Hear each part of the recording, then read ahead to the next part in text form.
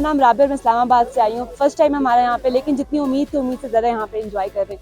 Rush देख के, लोगों का हम जज्बा देख के बहुत खुशी हो रही है कि पाकिस्तान के अंदर इस खेल को इतना ज़्यादा उजागर किया जा रहा है, इस खेल को इतना प्रमोट किया जा रहा है। सबसे अच्छी बात मुझे यहाँ पे जो लगी, यहाँ पे सिर्फ पाकिस्तान से लोग नहीं है, फॉरेन कंट्री से भी मुझे यहाँ पे लोग दिखाई दे रहे हैं जो बड़ा इंजॉय कर रहे हैं, व्लॉगिंग कर रहे हैं। तो ये चीज़ें हमें बड़ी खुशी देती हैं और मौसम भी अच्छा है, तो इंजॉय कर रहे हैं वाला।